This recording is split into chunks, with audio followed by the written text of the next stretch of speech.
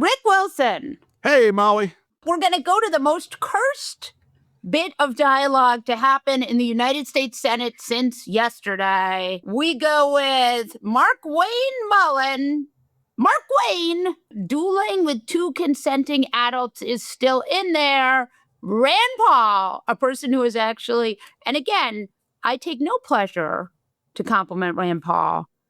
It's been illegal for 170 years.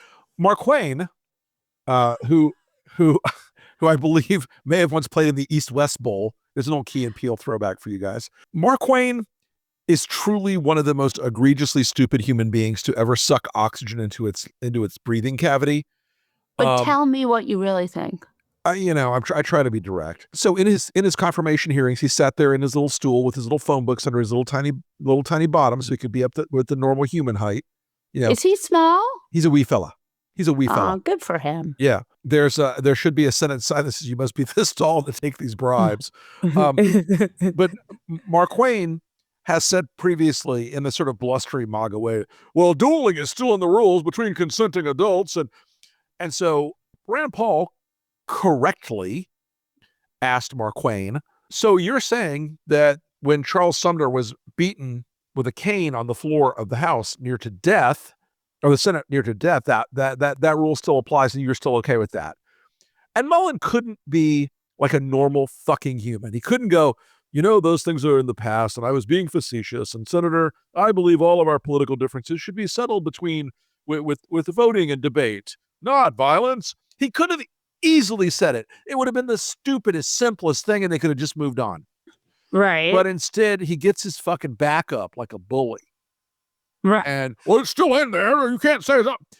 And Rand Paul, who love Rand Paul or hate him, Rand Paul was not a stupid man. Right. Just proceeded to fucking dismantle him on the floor of the Senate, or on the floor of the chamber there today in the hearing room. And it just tells you the first term of presidents, they hire people they think are going to make a big difference. The second term, the pool is not quite as deep and you don't quite get the A-tier talent. So since we're in the 75th decade of Trump and we're in the 5,000th year of our suffering, you get people like Markwayne Mullin being nominated to head the Department of Homeland Security. And, he walked back a little bit on Alex Preddy today, but not really in a gracious kind of way. He did not impress anybody in that room. He will still be confirmed because the Republicans cannot suffer the idea of Trump temporarily nominating some jackass into that job. But it has really been it's not been a great day for Markwayne. I want to point out that the reason that Kristi Noem and Corey Lewandowski and their love jet lost their jobs, really it was Corey's job, let's be honest here. I don't want to take away a woman's work, but I think we can all agree. The reason that she lost that job was because of any number of things, but one of which was John Kennedy asking her where the 220, right. where the budget where the money Barbie for the, and the budget of the atom bomb movie. Oppenheimer, right. Oppenheimer. The combined budget of those two movies went to make videos of her horseback riding. This idea that Corey Lewandowski was going to be in the Department of Homeland Security as a special government employee and just as an advisor to Noem was ludicrous for anybody who's even met or heard the name Corey Lewandowski, because he went in there to rape and pillage. He went in there to steal money. He went in there to set up sweetheart deals for his friends, to get a cut of consulting contracts that people were making on work for DHS, to put himself in as either a business partner or a silent partner in some of these deals. And Corey, if you don't think I'm correct, sue me. Let's find out. Because we're going to know pretty soon when he gets dragged before Congress.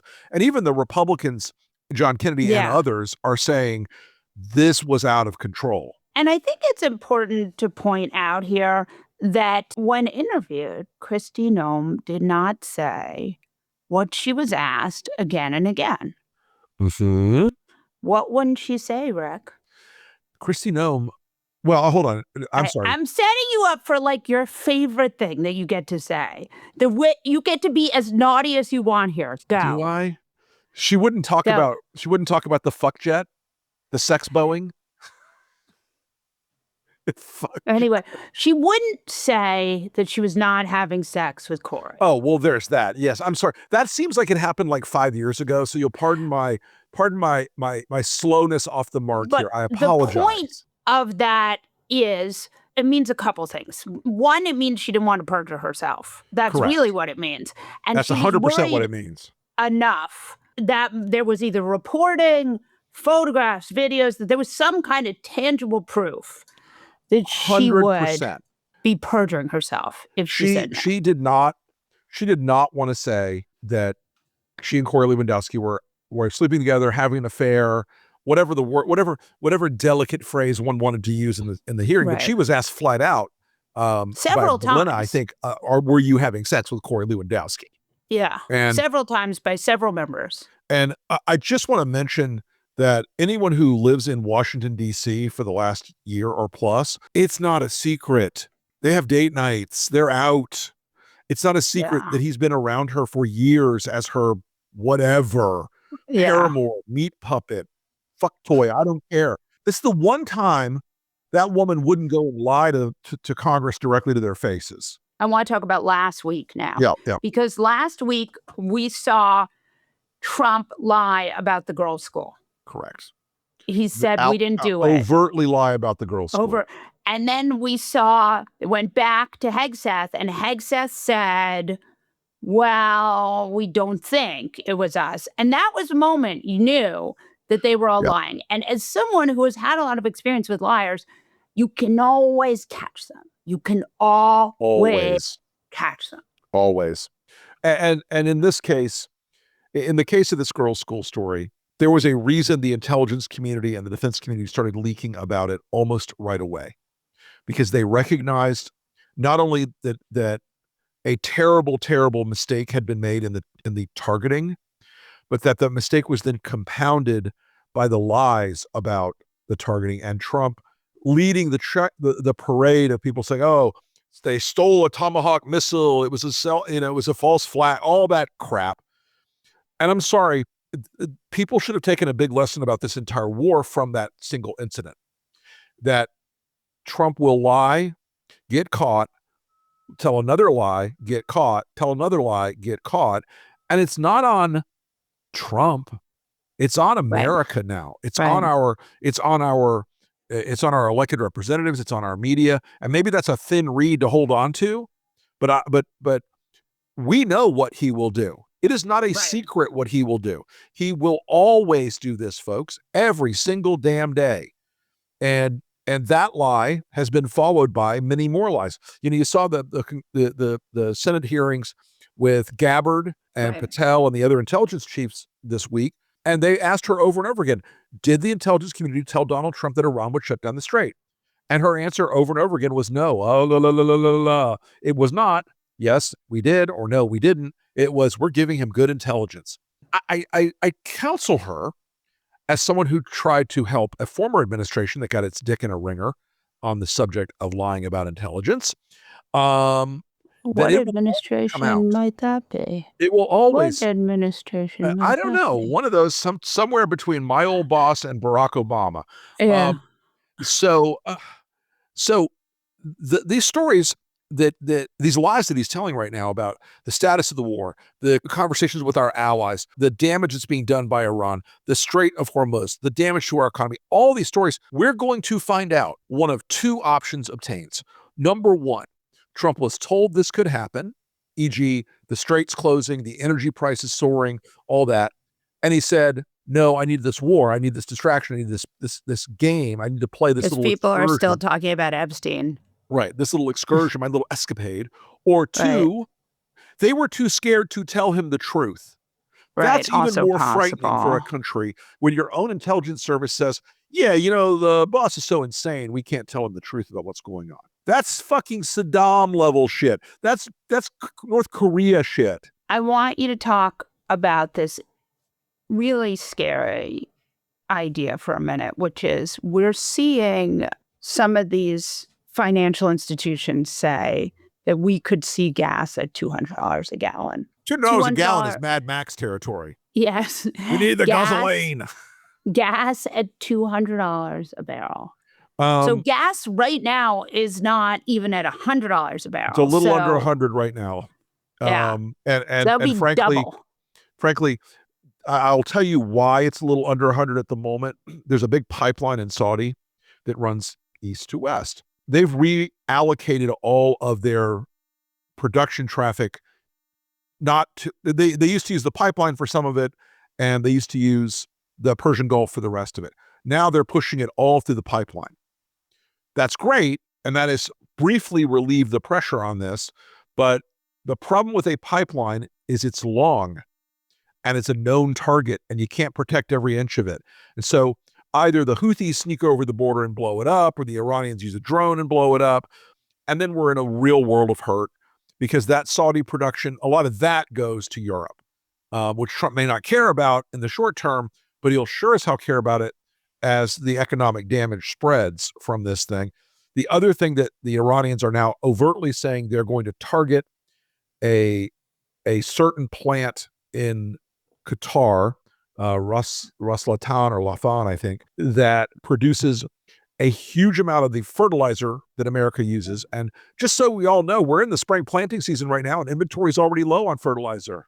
And the point about fertilizer is it's going to make food more expensive. Exactly. All these inflationary drivers are built into all these equations. So last night I went on Ari Melber's show, and we were talking about this idea that Trump wasn't doing what he was promised. And Right. I wondered out loud, or at least I thought about this idea that, has there ever been a president who has done exactly the opposite of what they, like, I understand during Biden world, you had a president where he would try to do things and he just couldn't, right? He couldn't necessarily forgive student debt. Majorities in Congress, economic, the whole thing, right. He couldn't necessarily do it, but he would try. But have you ever had someone where they were like, I'm going to make things cheaper, let's do Gulf War III? No. And I can say there have been presidents who fell short on their promises. There have been presidents who, like, externalities affected what they could do.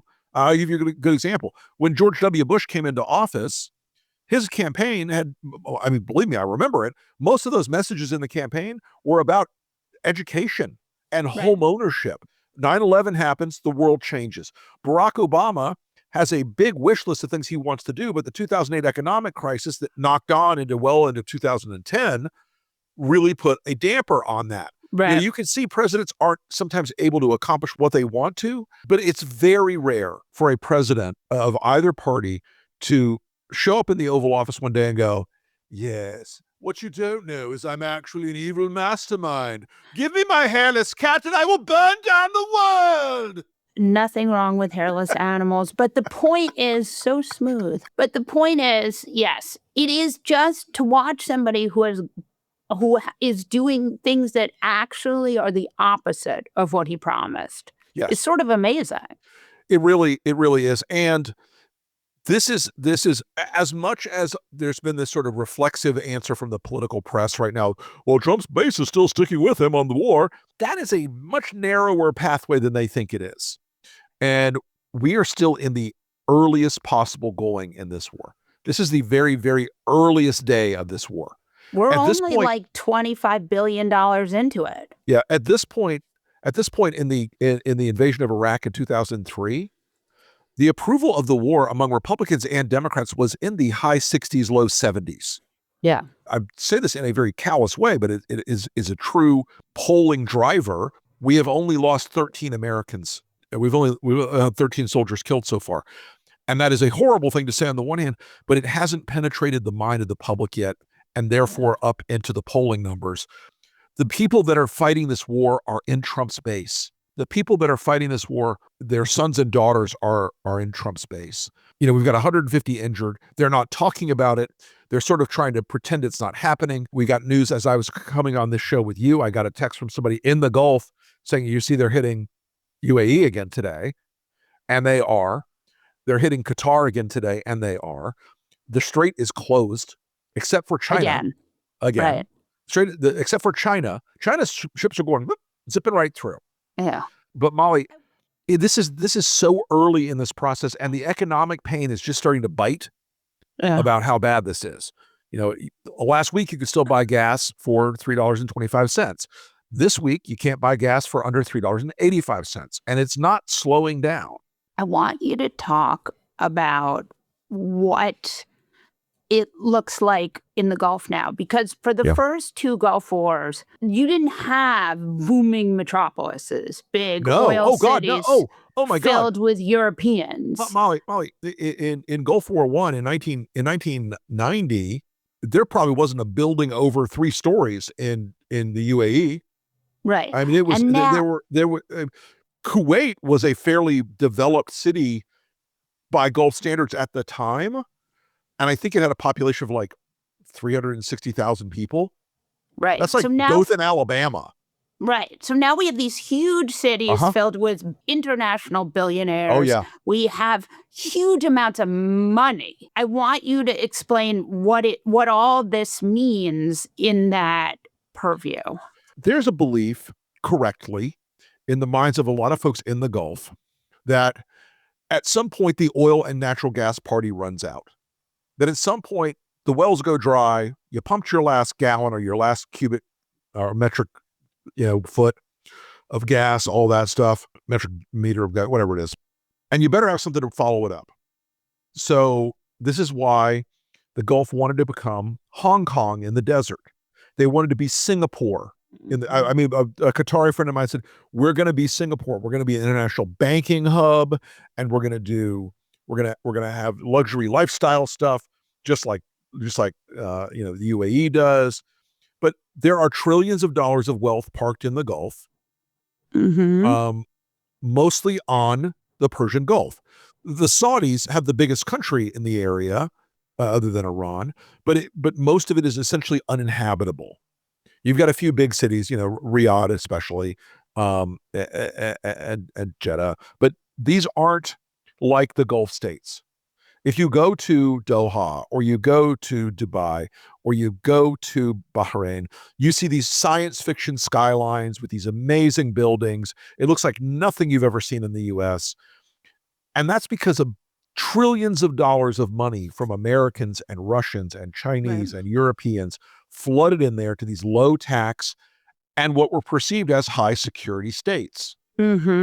Well, right now, none of these states, Qatar a little bit, none of these guys have any real great love for Iran, okay? None of them are like fanboys of Iran. Qatar's always been like a Switzerland for Iran in the region, right? Like they could talk UAE a little bit too.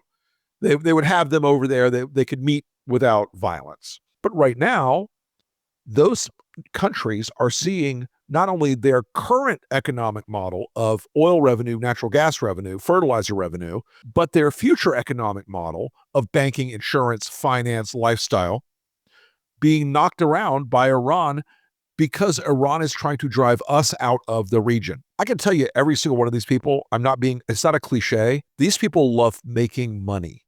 They love wealth. They love what the energy world has done for them. And they were really loving what the development, finance, capital world was doing for them. Right. Now, when a $20,000 drone can strike a multi-billion-dollar skyscraper and render every single unit in that skyscraper either uninhabitable or uninvestable, which is the insurance market problem we're about to face around the world too, they look to who's to blame. It's Donald Trump. Iran was a problem for them, but it wasn't a crisis. Trump made it into a crisis. Rick Wilson. Oh, Jong-Fast.